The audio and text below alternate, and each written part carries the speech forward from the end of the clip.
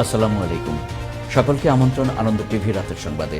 আপনাদের সঙ্গে আছি আমি কনক শিকদার। ময়মনসিংহের সুতিয়া ও খিরু নদীর তলদেশ ভরাট হওয়ায় বর্ষায় প্লাবন আর শুকনো মৌসুমে হয়ে ওঠে গরু ছাগলের চারণভূমি। একসময় বছর জুড়েই নদীগুলোতে থাকত পানির প্রবাহ, যাওয়া যেত রাজধানী ঢাকাসহ দেশের বাণিজ্যিক শহরগুলোতেও। কিন্তু সময়ের পালাক্রমে নদীটির তলদেশ ভরাট ও যুগের পর যুগ খনন কাজ না হওয়ায় যোগাযোগের অন্যতম এই নদীটি আজ দীর্ঘশ্বাসের এক নাম। ময়মনসিংহ থেকে রফিকুল ইসলাম রফিকের প্রতিবেদনে দেখুন ডেস্ক রিপোর্ট। ভালুকা, গফরগাঁও ও ত্রিশালের বেশিরভাগ হাটবাজারগুলোই গড়ে উঠেছিল নদীকেন্দ্রিক। বছরের 12 মাস পানি প্রবাহমান থাকায় রাজধানী ছাড়াও আশপাশের বাণিজ্যিক শহরগুলো থেকে পণ্য সরবরাহের যোগাযোগের প্রধান মাধ্যম ছিল এই নদীপথ। লোক চলাচলেও ব্যবহার হতো লঞ্চ ও নৌকা। নদীগুলোর তলদেশ ভরাট হওয়ায় এবং যুগের পর যুগ খনন কাজ না হওয়ায় বর্তমানে চিত্র সম্পূর্ণ তার উল্টো। লঞ্চের চলাচল নেই আর নৌকার ব্যবহারও বর্ষায় 2-3 মাস। অপরদিকে নৌপথগুলো বন্ধ থাকায় যোগাযোগের সব চাপ এখন সড়ক মহাসড়কগুলোতে। মালামাল আনতারে না, পানি শুকায় যায়, মার তো 4 মাস চলে, এর বেশি আর চলে না। এই তো এখন নৌকা টানো তুলে খেয়ে দিল আর কি। আপনার কাছে আমাদের পরিবার এটা দিয়ে চলে, বাঁশ নেই, আমরা অনেক গাছ টাছ নেই, মানুষকে হয়, কিন্তু আমরা বর্ষাকাল চলে গেলে এগুলি আমরা পারি না। আমরা বন্যাকালে শুকায় যায় একদম, আমরা মালামাল পাস করতে পারি না, আমরা বেকার অবস্থা থাকতে হয়, না খেয়ে থাকতে হয়। নদী খনন করার না কারণে আশেপাশে যে সব বাজারগুলো আছে আমরা নৌকা নিয়ে বাড়ি এলাকা থেকে কোনো মালামাল আনতে পারি না। আমাদের পরিবার খুব অসহায়। নৌপথে যাতায়াত যেমন স্বাস্থ্যসম্মত তেমন আনন্দদায়ক ও নির্মল। খিরু ও সুতিয়া নদী দুটি খনন করে পানির প্রবাহ 12 মাস অব্যাহত রাখতে পারলে রাস্তার উপর যেমন চাপ কমবে, তেমনি মাঝি ও জেলেরা ফিরে পাবে তাদের পৈতৃক পেশা, অভিমত এই শিক্ষাবিদের। যদি এই নদী দুটি খনন করা হয় তাহলে মৎস্যজীবীরা, তারা জেলেরা তাদের সেই পূর্বের জৌলুস ফিরে পাবে। প্রথম অধিবেশনে নদীগুলো খননের ব্যাপারে সংসদে বক্তব্য প্রদান এবং পানি সম্পদ মন্ত্রণালয়কেও এই বিষয়ে লিখিতভাবে অবহিত করা হয়েছে বলে জানালেন এই সংসদ সদস্য। জাতীয় সংসদ হওয়ার পর প্রথম অধিবেশনে আমি বালুকার যে নদী খালগুলি আছে সেগুলি খনন করার জন্য আমি প্রস্তাব করেছি এবং পানি সম্পদ মন্ত্রণালয়ের মন্ত্রী মহোদয়ের সাথে আমি ডিও দিয়েছি। আমরা আশাবাদী যে শুধু করোনার জন্য হয়তো বা আমাদের কিছু বিলম্বিত হচ্ছে। আমি আশাবাদী যে আগামী অর্থবর্ষ থেকে আমাদের এই নদী খননগুলি আমরা শুরু করবো ইনশাল্লাহ। অবিলম্বে নদীগুলো খনন করে কৃষিকাজে সেচ সুবিধা সহ অনির্ধারিত বন্যার কবল থেকে এলাকাবাসীকে রক্ষার দাবি সবার। জনাল আবেদিন, আনন্দ টিভি, ন্যাশনাল ডেস্ক। শান্তিপূর্ণ পরিবেশে ও কঠোর নিরাপত্তার মধ্যে খুলনার পাইকগাছা উপজেলা পরিষদের চেয়ারম্যান পদের উপনির্বাচনের ভোট গ্রহণ সকাল 9টা থেকে শুরু হয়, চলে বিকেল 5টা পর্যন্ত।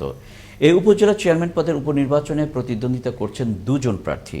নৌকা প্রতীক নিয়ে আওয়ামী লীগের আনোয়ারুল ইকবাল মন্টু এবং ধানের শীষ প্রতীকে বিএনপির প্রার্থী ডাক্তার মোহাম্মদ আব্দুল মজিদ। ভোট প্রদান শেষে প্রার্থী এবং ভোটারগণের মন্তব্য ছিল, আমার কেউ কোনো বাধা দিইনি এবং আরও মা বোনেরা সবাই আসতেছে এক এক করে ভোট দিতে এবং ভোট সুষ্ঠুভাবে হচ্ছে। আমার নিজের ভোটটা আমি নিজেই দিয়েছি এবং কোনো রকম কোনো সমস্যা হয় নাই। আমার প্রতি মানুষের অত্যন্ত আস্থা। 1970 সালে আমার পিতা এখানকার এমএনএ ছিলেন, তার যে আমার পিতার যে ভালোবাসা সেটি কি যোগ হয়েছে আরও। সেই যোগের মধ্য দিয়ে আমি মনে করি আগের তুলনায় আরও মানুষের ভিতরে এই বিজয়টা ত্বরান্বিত হবে বলে আমি আরও বেশি বিশ্বাসী। বর্ণাঢ্য আয়োজনে বাংলাদেশে উদযাপিত হল Red Cow Butter Oil present International Chef Day 2020। Red Cow Butter অয়েলের পৃষ্ঠপোষকতায় মঙ্গলবার রাজধানীর একটি কনভেনশন সেন্টারে অনুষ্ঠিত হল ইন্টারন্যাশনাল শেফ ডে 2020-এর জাঁকজমকপূর্ণ উদযাপন। এবারের প্রতিপাদ্য ছিল healthy food for the future. সকালে কেক কেটে আয়োজনের উদ্বোধন করেন স্পন্সর প্রতিষ্ঠান নিউজিল্যান্ড ডেইরি প্রোডাক্টস বাংলাদেশ লিমিটেডের প্রধান নির্বাহী কর্মকর্তা মহসিন উদ্দিন আহমেদ। 400 জন শেফের এমন আনন্দঘন মিলন মেলায় বক্তব্য রাখেন আয়োজক প্রতিষ্ঠান ফায়ারফ্লাইসের প্রধান নির্বাহী শিহাব সুমন এবং আন্তর্জাতিক খ্যাতিসম্পন্ন শেফ টনি খান সহ দেশি বিদেশি খ্যাতনামা শেফগণ। মা ইলিশ রক্ষায় রাতের বেলায় আকাশ থেকে হেলিকপ্টারে নজরদারি করে মুন্সিগঞ্জের পদ্মা নদী থেকে 94টি ট্রলার জব্দ করে মাওয়া নৌ পুলিশ। পরে সেগুলো পানিতে ডুবিয়ে দেওয়া হয়। সোমবার রাত 10টা থেকে মঙ্গলবার সকাল পর্যন্ত লৌহজং সংলগ্ন পদ্মা নদীর সিধারচর, কলিকালের চর, বাবুরচর সহ বিভিন্ন চর ও নদীতে অভিযান চালিয়ে এসব জাল ট্রলার জব্দ করা হয়। অভিযানে জব্দ করা ৬৭ লক্ষ মিটার কারেন্ট জাল রাতেই পুড়িয়ে ফেলা হয়। এ সময় আটক করা হয় ৪ জেলেকে। বেতন ভাতার সুযোগ সুবিধা সহ ১৫ দফা দাবি আদায়ের লক্ষ্যে সারা দেশের মতো বরিশালেও শুরু হয়েছে পণ্যবাহী নৌযান শ্রমিক ফেডারেশনের ডাকা অনির্দিষ্টকালের কর্মবিরতি। এতে পণ্যবাহী নৌযান চলাচল বন্ধ থাকলেও দুর্গাপূজা উপলক্ষে কর্মবিরতির বাইরে রাখা হয়েছে লঞ্চ চলাচল। বাংলাদেশ নৌযান শ্রমিক ও কর্মচারী ইউনিয়ন বরিশাল জেলা শাখার সভাপতি রিপন হলদার বলেন, দাবি বাস্তবায়ন না হওয়া পর্যন্ত অনির্দিষ্টকালের এই কর্মবিরতি চলবে। ব্রাহ্মণবাড়িয়ায় কাঞ্চনপুর আশ্রয়ন প্রকল্পের পরিবারের মাঝে ঘরের চাবি ও ঋণ বিতরণ উপলক্ষে প্রদান করা হল প্রধানমন্ত্রীর পক্ষ থেকে অনুদানের চেক। মঙ্গলবার দুপুরে স্থানীয় সার্কিট হাউসে জেলা ও সদর উপজেলা প্রশাসন আয়োজিত অনুষ্ঠানে প্রধান অতিথি ছিলেন ব্রাহ্মণবাড়িয়া সদর আসনের সংসদ সদস্য আ.ম. ওবায়দুল মোক্তাদির চৌধুরী। জেলা প্রশাসক হায়াতুদ্দৌলা খানের সভাপতিত্বে বিশেষ অতিথি ছিলেন অতিরিক্ত জেলা প্রশাসক শামসুজ্জামান এবং পুলিশ সুপার আনিসুর রহমান প্রমুখ। দেশব্যাপী শান্তিপূর্ণভাবেই সম্পন্ন হল অমীমাংসিত ইউনিয়ন পরিষদগুলোর নির্বাচন। মঙ্গলবার সকাল ৯টা থেকে ভোটগ্রহণ শুরু হয়ে চলে বিকেল ৫টা পর্যন্ত। দেশের বিভিন্ন প্রান্ত থেকে আনন্দ টিভির প্রতিনিধিদের পাঠানো তথ্য ও ভিডিও চিত্রে নির্বাচনের আরও খবরাদি জানাচ্ছেন তরিকুল ইসলাম। ব্রাহ্মণবাড়িয়া সরাইল উপজেলা ১০ নং টুন্টা ইউনিয়ন পরিষদ নির্বাচনে শান্তিপূর্ণভাবে ভোটগ্রহণ শেষ হয়েছে। সকাল ৯টা থেকে শুরু হওয়া ভোটগ্রহণ চলে বিকেল ৫টা পর্যন্ত। কেন্দ্রগুলোতে বিপুল পরিমাণ নারী পুরুষ ভোটারের উপস্থিতিতে নির্বাচন অনুষ্ঠিত হয়। চুয়াডাঙ্গার ৩টি ইউনিয়ন পরিষদ নির্বাচনের ভোটগ্রহণ শেষ হয়েছে। মঙ্গলবার সকাল ৯টা থেকে সদর উপজেলার নবগঠিত গড়াইটুপি ইউনিয়নে ইভিএম পদ্ধতিতে ভোটগ্রহণ অনুষ্ঠিত হয়। এছাড়া আলমডাঙ্গা উপজেলার ডাউক ইউনিয়নের চেয়ারম্যান পদে ও খাদিমপুর ইউনিয়নের ৪ নং ওয়ার্ডে সাধারণ সদস্য পদে ভোটগ্রহণ শেষ হয়। ফরিদপুরের মধুখালী উপজেলার গাজনা ও কেওড়াদি ইউনিয়ন পরিষদের নির্বাচন অনুষ্ঠিত হয়েছে। এ নির্বাচনে ভোট দিতে কেন্দ্রগুলোতে সকাল থেকে ভোটারদের উপচে পড়া ভিড় লক্ষণীয় ছিল। বিএনপি ও আওয়ামী লীগের প্রার্থীরা এতে অংশগ্রহণ করে। গাজীপুরের কালীগঞ্জের নাগরি ইউনিয়নের চেয়ারম্যান পদে ও মুক্তারপুর ৭ নং ওয়ার্ডের উপনির্বাচনে ভোটগ্রহণ শান্তিপূর্ণভাবেই শেষ হয়েছে। নাগরি ইউনিয়নের চেয়ারম্যান পদে ৬ প্রার্থী ও মুক্তারপুর ইউনিয়নের ৭ নং ওয়ার্ডের ৩ জন ইউপি সদস্য প্রতিদ্বন্দ্বিতা করেন। গাজীপুরের কালিয়াকৈরি উপজেলার আটাবহ ইউনিয়ন পরিষদের ৩ নং ওয়ার্ডের উপনির্বাচনে শান্তিপূর্ণভাবে ভোটগ্রহণ শেষ হয়েছে। সকাল ৯টা থেকে শুরু হওয়া ভোটগ্রহণ চলে বিরামহীনভাবে বিকেল ৫টা পর্যন্ত। এই ওয়ার্ডে ৪ জন ইউপি সদস্য প্রতিদ্বন্দ্বিতা করেছেন। মৌলভীবাজার জেলা পরিষদের উপনির্বাচনের ভোট শান্তিপূর্ণভাবেই শেষ হয়েছে। মঙ্গলবার সকাল ৯টা থেকে জেলা পরিষদের নির্বাচনে ১৫টি কেন্দ্রে ভোট দিয়েছেন নির্বাচক মণ্ডলীর সদস্যরা। এতে আওয়ামী লীগ সমর্থিত প্রার্থী মিসবাউর রহমান ৭৭৪টি ভোট পেয়ে নির্বাচিত হয়েছেন।